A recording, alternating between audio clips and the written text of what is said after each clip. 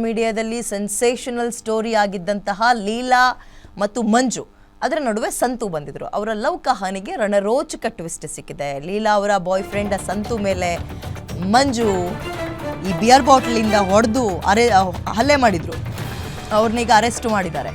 ಹುಳಿಮಾವು ಪೊಲೀಸರು ಲೀಲಾ ಗಂಡ ಮಂಜುನನ್ನು ಅರೆಸ್ಟ್ ಮಾಡಿದ್ದಾರೆ. ಕಳೆದ ರಾತ್ರಿ ಸಂತು ಮನೆಗೆ ನುಗ್ಗಿ ಅಟ್ಯಾಕ್ ಮಾಡಿದ್ದ ಮಂಜು ಖಾರದ ಪುಡಿ ಹಾಕಿ ಬಿಯರ್ ಬಾಟಲಿಯಿಂದ ಹಲ್ಲೆ ನಡೆಸಿದ್ದಾರೆ.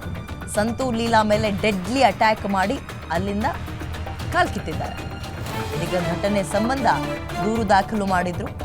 ಲೀಲಾ ಮತ್ತು ಅವರ ಪ್ರಿಯತಮ ಸಂತು ಹಲ್ಲೆ ಮಾಡಿ ಎಸ್ಕೇಪ್ ಆಗಿದ್ದ ಆರೋಪಿ ಮಂಜುವನ್ನ ಕೊನೆಗೂ ಕೂಡ ಅರೆಸ್ಟ್ ಮಾಡಿದ್ದಾರೆ. ಈ ಮನುಷ್ಯನ ಬಿಹೇವಿಯರೇ ಅರ್ಥ ಆಗಲಿಲ್ಲ. ಕೊನೆಗೂ ಕೂಡ ಹೆಂಡತಿ ಮನೆಗೆ ಬಂದರೆ ಸಾಕು, ನನ್ನ ಮಕ್ಕಳಿಗೆ ತಾಯಿ ಆಗಿದ್ರೆ ಸಾಕು ಅಂತ ಕೇಳ್ತಾ ಇದ್ದ ವ್ಯಕ್ತಿ ಮನೆಗೆ ಅವರ ಹೆಂಡತಿ ಬಂದರೂ ಕೂಡ ಹೊಡೆದು ಬಡ್ದು ಮಾಡಿ ಮತ್ತೆ ಆಕೆ ಸಂತು ದಾರುವೆಯನ್ನು ಇಡುವಂಥ ಸಂತುವಿನ ಮನೆದಾರಿಯನ್ನೇ ಹಿಡಿಯುವಂಗೆ ಮಾಡಿದರು. ಈಗ ನೋಡಿದ್ರೆ ಅವ್ರ ಮನೆಗೆ ನುಗ್ಗಿ ಬಿಯರ್ ಬಾಟಲ್ನಿಂದ ಹೊಡೆದು ಖಾರದ ಪುಡಿ ಎರಚಿ ಸರಿಯಾಗಿ ಪೆಟ್ಟು ಕೊಟ್ಟಿದ್ದಾರೆ. ಇವೆಲ್ಲ ಆಗ್ತಾ ಇದ್ದಂತೆ ಕೇಸ್ನ ಅಂದರೆ ಈಗ ಮತ್ತೆ ಹೋಗಿ ಕೇಸ್ ಕೊಟ್ಟಿದ್ದಾರೆ. ಅವರು ಮಂಜು ಅವ್ರನ್ನ ಅರೆಸ್ಟ್ ಮಾಡಿದ್ದಾರೆ. ಇದೊಂದು ರೀತಿ ಸೋಷಿಯಲ್ ಮೀಡಿಯಾದಲ್ಲಿ ವಿಪರೀತ ಸೆನ್ಸೇಷನಲ್ ಕ್ರಿಯೇಟ್ ಮಾಡಿದ ಪರ್ಸ್ನಲ್ ಸ್ಟೋರಿ ಇದು.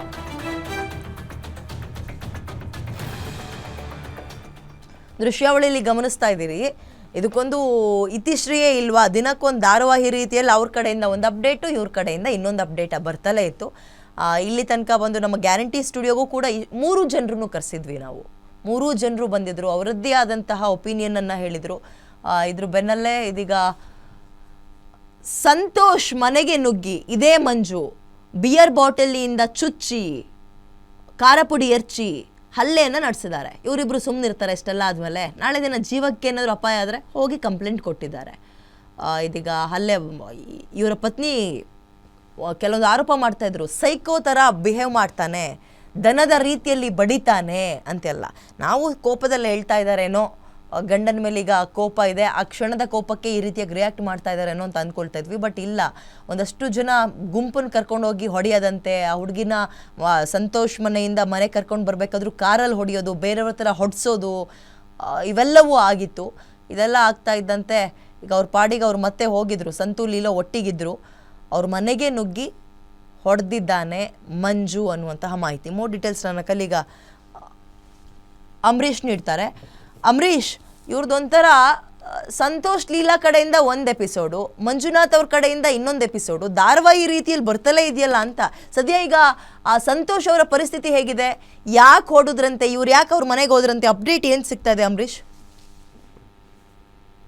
ಹೌದು ವಿದ್ಯಾ, ಸಂತು ಮತ್ತೆ ಲೀಲಾ ಈ ಮಂಜು ಏನಿದ್ದಾರೆ ಇವರ ಏನು ತ್ರಿಕೋಣ ಪ್ರೇಮ ಕಥೆ ಏನಿದೆ ಇವ್ರದ್ದು ಭಾರಿ ಸದ್ದನ್ನ ಮಾಡಿತ್ತು. ಜೊತೆಗೆ ಏನು ಇವ್ರೇನಿದ್ದಾರೆ ಇವ್ರ ಮೇಲೆ ಅವ್ರು ಆರೋಪ ಮಾಡೋದು, ಅವ್ರ ಮೇಲೆ ಇವರು ಆರೋಪಗಳ ಮಾಡುವಂತಹದ್ದು ನಡೀತಿತ್ತು. ಆದ್ರೆ ನಿನ್ನೆ ಏನಂತಂದ್ರೆ ಸಂತು ಮನೆಗೆ ಹೋದಂತಹ ಏನು ಮಂಜು ಏನಿದ್ದಾರೆ ಬಿಯರ್ ಬಾಟ್ಲು ಮತ್ತೆ ಖಾರದ ಪುಡಿಯಿಂದ ಲೀಲಾಗೆ ಮತ್ತೆ ಏನಂತಂದ್ರೆ ಸಂತುಗೆ ಖಾರದ ಪುಡಿಯನ್ನ ಏರಿಸಿ ಬಾಟ್ಲಿನಿಂದ ಏನು ಹಲ್ಲೆಯನ್ನ ಮಾಡ್ಲಿಕ್ಕೆ ಮುಂದಾಗಿರುವಂತದ್ದು. ಈ ಸಂದರ್ಭದಲ್ಲಿ ಲೀಲಾ ತಪ್ಪಿಸಿಕೊಂಡು ಓಡಿ ಹೋಗಿರುವಂತದ್ದು. ಜೊತೆಗೆ ಈ ಸಂದರ್ಭದಲ್ಲಿ ಸಂತುಗೆ ಗಾಯವಾಗಿರುವಂತದ್ದು ಕೈಗೆ. ಇದಾದ ಬಳಿಕ ಏನಂತಂದ್ರೆ ಅಲ್ಲಿಂದ ಬಂದಂತಹ ಏನು ಸಂತು ಸಂಜಯ್ ಗಾಂಧಿ ಆಸ್ಪತ್ರೆಯಲ್ಲಿ ಚಿಕಿತ್ಸೆಯನ್ನ ಪಡೆದುಕೊಂಡು ಉಳಿಮಾವು ಪೊಲೀಸ್ ಠಾಣೆಯಲ್ಲಿ ದೂರನ್ನು ದಾಖಲು ಮಾಡಿದ್ರು. ಈ ಪ್ರಕರಣಕ್ಕೆ ಸಂಬಂಧಪಟ್ಟಂತೆ ಈಗಾಗಲೇ ಉಳಿಮಾವು ಪೊಲೀಸರು ತಲೆಮರೆಸಿಕೊಂಡಿದ್ದಂತಹ ಮಂಜುವನ್ನ ಅರೆಸ್ಟ್ ಮಾಡಿ ಕರೆತಂದಿರುವಂತದ್ದು ವಿದ್ಯಾ. ಓಕೆ, ಈಗ ಏನು ಯಾಕೆ ಇವ್ರದ್ದು ಕತೆ ಹಿಂಗಾಗ್ತಾ ಇದೆ? ಅದೊಂದು ಇತ್ಯರ್ಥನೇ ಆಗ್ಲಿಲ್ವಾ? ಮಕ್ಳೆಲ್ಲಿದ್ದಾರೆ? ಇವ್ರ 3 ಜನದ ಕತೆ ಮಧ್ಯ ಮಕ್ಳುಗಳು ಎಲ್ಲಿದ್ದಾರೆ ಇವಾಗ ಅವರು ಅಂಬರೀಷ್? ವಿದ್ಯಾ, ಈಗ ಏನಂತಂದ್ರೆ ಗ್ಯಾರಂಟಿ ನ್ಯೂಸ್ ಸ್ಟುಡಿಯೋದಲ್ಲಿ ಲೀಲಾ ಅವರು ಬಂದಿದ್ರು, ಸಂತು ಮತ್ತೆ ಮಂಜುನಾಥ್ ಕೂಡ ಅಲ್ಲಿ ಬಂದು ಅವರ ಏನಿದೆ ಅವರ ಸಮಸ್ಯೆಗಳು ಎಲ್ಲವೂ ಸಹ ಹೇಳ್ಕೊಂಡಿದ್ರು. ಈ ಒಂದು ಮಕ್ಕಳಿಗೆ ಆಗ್ತಿರುವಂತಹ ಅನ್ಯಾಯವನ್ನ ಸರಿಪಡಿಸೋ ನಿಟ್ಟಿನಲ್ಲಿ ಗ್ಯಾರಂಟಿ ನ್ಯೂಸ್ ಕೂಡ ನಿಂತಿತ್ತು. ಆದ್ರೆ ಇಲ್ಲಿ ಅವರು ಏನಂತಂದ್ರೆ ಅವರ ಒಂದು ವೈಯಕ್ತಿಕ ಆಸೆಗಳು ಮತ್ತೆ ಅವರ ಒಂದು ಇದರಿಂದಾಗಿ ಆ ಮಕ್ಕಳಿಗೆಲ್ಲೋ ಒಂದು ಬಲಿ ಆಗ್ತಿದೆ ಅನ್ನುವಂತ ನಿಟ್ಟಿನಲ್ಲಿ ಎಲ್ಲಾ ಕಡೆ ಕೂಡ ಚರ್ಚೆಯೂ ಕೂಡ ಆಗ್ತಿತ್ತು. ಈ ಒಂದು ಸಂದರ್ಭದಲ್ಲಿ ಏನಂತಂದ್ರೆ ಸಂತು ಮತ್ತೆ ಲೀಲಾ ಒಂದು ಮನೇಲಿ ಇರ್ತಾರೆ. ಆ ಮಗು ಇಬ್ರು ಮಕ್ಕಳು ತಗೊಂಡು ಮಂಜು ಇರ್ತಾರೆ. ಇದಾದ ಬಳಿಕ ಏನಂತಾರೆ 1 ವಾರದ ಹಿಂದೆಗಡೆ ಈ ಮಂಜು ಏನ್ ಮಾಡ್ತಾರೆ, ಒಂದು 20 ಜನರನ್ನ ಅಂದ್ರೆ ಸಂಬಂಧಿಕರಾಗಿರ್ಬೋದು, ಸ್ನೇಹಿತರಾಗಿರ್ಬೋದು, ಎಲ್ಲರನ್ನ ಕರೆಸಿ ಒಂದು ರಾಜಿ ಪಂಚಾಯತಿಯನ್ನ ಮಾಡ್ತಾರೆ. ಆ ಲೀಲಾರನ್ನ ಮನೆಗೆ ಕರೆದುಕೊಂಡು ಹೋಗುವಂತಹ ಕೆಲಸ ಮಾಡ್ತಾರೆ. ಕರೆದುಕೊಂಡು ಹೋಗದಂತ ದಿನವೇ ಮನೆಯಲ್ಲಿ ಹೊಡೆಯುವಂತ ಕೆಲಸ ಮಾಡ್ತಾರೆ.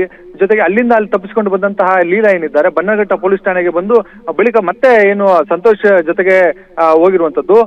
ಇಲ್ಲಿ ಮತ್ತೆ ಏನಂತಂದ್ರೆ ಈ 3 ದಿನಗಳಿಂದ ಮತ್ತೆ ಇನ್ನೊಂದು ರಾಜ್ಯ ಪಂಚಾಯಿತಿ ಆಗುತ್ತೆ. ಆಗ ಏನಿದ್ದಂತ ಇಬ್ಬರು ಮಕ್ಕಳನ್ನು ಕೂಡ ಏನು ಲೀಲಾಗೆ ಹ್ಯಾಂಡ್ ಓವರ್ಗೆ ಕೊಡ್ತಾರೆ. ಒಟ್ಟು 3 ಮಕ್ಕಳು ಕೂಡ ಲೀಲಾ ಜೊತೆಗೆ ಇರ್ತಾರೆ.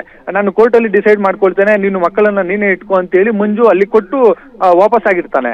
ಇದಾದ ಬಳಿಕ ನಿನ್ನೆ ಏನಂತಂದ್ರೆ ಕುಡಿದ ಮತ್ತಿನಲ್ಲಿ ಏನು ಬಾಟ್ಲು ಖಾರದ ಪುಡಿ ತಗೊಂಡೋಗಿ ಈ ರೀತಿಯಾಗಿ ಹಲ್ಲೆಯನ್ನ ಮಾಡಿರುವಂತದ್ದು. ಈಗ ಏನಂತಂದ್ರೆ ಸಂಧು ಮತ್ತೆ ಲೀಲಾ ಆರೋಪ ಮಾಡ್ತಾ ಇರುವಂತದ್ದು, ನಮ್ಮನ್ನ ಬದುಕಲಿಕ್ಕೆ ಬಿಡ್ತಿಲ್ಲ, ನಮ್ಮನ್ನ ಕೊಲೆ ಮಾಡ್ತೀನಿ, ನಿಮ್ಮನ್ನ ಜೀವಂತವಾಗಿ ನಾನು ಬಿಡೋದಿಲ್ಲ ಎನ್ನುವಂತಹ ಬೆದರಿಕೆಗಳನ್ನ ಹಾಕೊಂಡು ನಮಗೆ ಒಂದು ರೀತಿಯಾಗಿ ಟಾರ್ಚರ್ ಅನ್ನ ಕೊಡ್ತಿದ್ದಾರೆ. ಇದರಿಂದಾಗಿ ನಾನು 11 ವರ್ಷಗಳ ಕಾಲ ಏನು ಈ ಒಂದು ಟಾರ್ಚರ್ ಅನ್ನ ಅನುಭವಿಸಿ ನಾನೀಗ ಅಲ್ಲಿಂದ ಹೊರಗಡೆ ಬಂದು ಸಂತು ಜೊತೆಗೆ ಜೀವನ ಮಾಡ್ಬೇಕು ಅಂತ ಕಂಡ್ಕೊಂಡಿದ್ದೇನೆ. ಈಗ 3 ಮಕ್ಕಳನ್ನ ನಾವೇ ನೋಡ್ಕೋತೇವೆ, ನಾವೇ ಕೆಲಸ ಮಾಡಿ ನಾವೇನೋ ಒಂದು ಕಷ್ಟಪಟ್ಟು ನಾವು ಆ ಮಕ್ಕಳನ್ನ ನೋಡ್ಕೋತೇವೆ.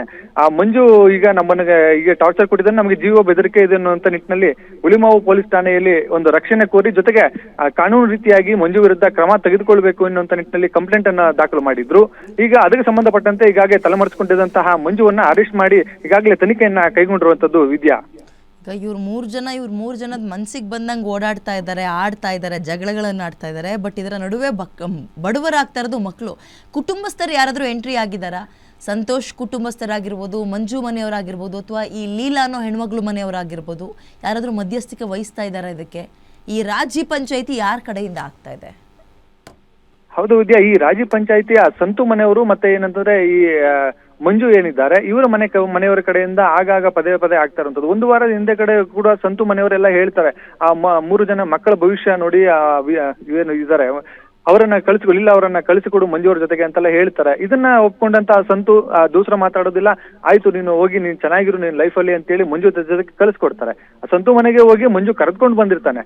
ಕರೆದುಕೊಂಡು ಬಂದಂತ ದಿನವೇ ಮಂಜು ಮನೆಯಲ್ಲಿ ಕುಡಿದು ಬಂದು ಹೊಡೆಯುವಂಥದ್ದು, ಅವಚೇಶಗಳಿಂದ ನಿಂದನೆ ಮಾಡುವಂಥದ್ದು, ಇದನ್ನೆಲ್ಲ ಮಾಡಿದಂತ ಸಂದರ್ಭದಲ್ಲಿ ಆಕೆ ಅಲ್ಲಿಂದ ತಪ್ಪಿಸ್ಕೊಂಡು ಬನ್ನಘಟ್ಟ ಸ್ಟೇಷನ್ಗೆ ಬಂದಿರುವಂಥದ್ದು. ಜೊತೆಗೆ ಆ ಮಕ್ಕಳ ವಿಚಾರವಾಗೂ ಸಹ ಮತ್ತೆ ಖ್ಯಾತೆ ತೆಗಿತಾರೆ ಮಂಜು. 3 ದಿನಗಳ ಹಿಂದೆಗಡೆ ಆ ಮಕ್ಕಳನ್ನ ನನ್ನ ಕೈಯಲ್ಲಿ ನೋಡ್ಕೊಳಕ್ ಆಗ್ತಿಲ್ಲ, ಕರ್ಕೊಂಡು ಹೋಗ್ಬಿಡು ನೀನೇ ಅನ್ನುವಂತ ನಿಟ್ಟಿನಲ್ಲಿ. ಅದಾದ ಬಳಿಕವೂ ಕೂಡ ಮಂಜು ಕಡೆಯವರು ಬರ್ತಾರೆ, ಮತ್ತೆ ಇಲ್ಲಿ ಸಂತು ಮನೆ ಕಡೆಯವರು ಬಂದು ಅಲ್ಲಿ ಇತ್ಯರ್ಥ ಆಗುತ್ತೆ. ಆ ಮಕ್ಕಳು ನಿಮ್ಮ ಜೊತೆಗೆ ಇರ್ಲಿ, ತಾಯಿ ಜೊತೆಗೆ, ಕೋರ್ಟ್ ಅಲ್ಲಿ ಏನ್ ಡಿಸೈಡ್ ಆಗುತ್ತೋ ಅದಾಗ್ಲಿ ಅನ್ನುವಂತ ಇದರಲ್ಲಿ ಆ ಮಕ್ಕಳನ್ನ ಮಂಜು ಮತ್ತೆ ಏನಿದ್ದಾರೆ ಲೀಲಾ ಮತ್ತೆ ಸಂತು ಕರೆದುಕೊಂಡು ಬರ್ತಾರೆ. ಅದಾದ ಬಳಿಕ ಈಗ ಮತ್ತೆ ಈ ಒಂದು ಘಟನೆ ನಡೆದಿರುವಂತದ್ದು. ಇದು ಏನಂತಂದ್ರೆ ಪ್ರತಿ ಸಲವೂ ಸಹ ಇವರು ಫೋನ್ ಸಂಭಾಷಣೆಗಳಾಗಿರ್ಬೋದು, ಅವ್ರ ಫೋನ್ ಮೂಲಕ ಇವ್ರಿಗೆ ಏನು ನಿಂದನೆ ಮಾಡುವಂಥದ್ದು, ಇವರು ಅವ್ರಿಗೆ ಫೋನ್ ಮಾಡುವಂಥದ್ದು. ಮತ್ತೆ ಇನ್ನೊಂದು ಪ್ರಮುಖವಾಗಿ ಏನಂತಂದ್ರೆ ಇವರು ಒಂದೇ ಏರಿಯಾ ಆಗಿರೋದ್ರಿಂದಾಗಿ ಇದು ಪದೇ ಗಲಾಟೆ ನಡೀತಾನೆ ಇರುವಂತದ್ದು. ಅವರು ಕಾಣಿಸ್ಕೊಂಡಾಗ ಇವರು ಗಲಾಟೆ ಮಾಡುವಂಥದ್ದು, ಇವ್ರು ಕಾಣಿಸ್ಕೊಂಡಾಗ ಅವರು ಗಲಾಟೆ ಮಾಡುವಂಥದ್ದು, ಈ ಒಂದು ಗಲಾಟೆಗಳು ನಡೀತಾನೆ ಇರುವಂಥದ್ದು. ಇದಕ್ಕೆ ಏನಂತಂದ್ರೆ ಪೊಲೀಸರು ಕೂಡ ಇದು ಈ ಹಿಂದೆ ಕಂಪ್ಲೇಂಟ್ ಬಂದಿದ್ದಂತ ಸಂದರ್ಭದಲ್ಲಿ ಇದು ಫ್ಯಾಮಿಲಿ ಇಶ್ಯೂ ಆಗಿರೋದ್ರಿಂದಾಗಿ ಫ್ಯಾಮಿಲಿ ಕೋರ್ಟ್ ಇದೆ, ಅಲ್ಲಿ ನೀವು ಇದನ್ನ ಇತ್ಯರ್ಥ ಮಾಡ್ಕೊಳ್ಳಿ ಅನ್ನುವಂತ ನಿಟ್ಟಿನಲ್ಲಿ ಕಂಪ್ಲೇಂಟ್ ಅನ್ನು ದಾಖಲೆ ಮಾಡಿ ಇದು ಮಾಡಿದ್ರು. ಆದ್ರೆ ನಿನ್ನೆ ಏನು ಈ ಬಾಟೆಲ್ ಮತ್ತೆ ಖಾರದ ಪುಡಿ ಎತ್ಕೊಂಡೋಗಿ ಹಿಂಗೆ ಕೊಲೆ ಮಾಡ್ಲಿಕ್ಕೆ ಸಂಚು ರೂಪಿಸಿ ಮತ್ತೆ ಈ ರೀತಿಯಾಗಿ ಇದ್ ಮಾಡಿದ್ದಾರೆ ಅನ್ನುವಂತಹ ಆರೋಪಗಳು ಕೇಳಿ ಬಂತು. ಈ ಒಂದು ನಿಟ್ಟಿನಲ್ಲಿ ಈಗ ಮಂಜುವನ್ನ ಅರೆಸ್ಟ್ ಮಾಡಿದ್ದಾರೆ ಈಗ ಪ್ರಾಥಮಿಕವಾಗಿ. ವಿದ್ಯಾ.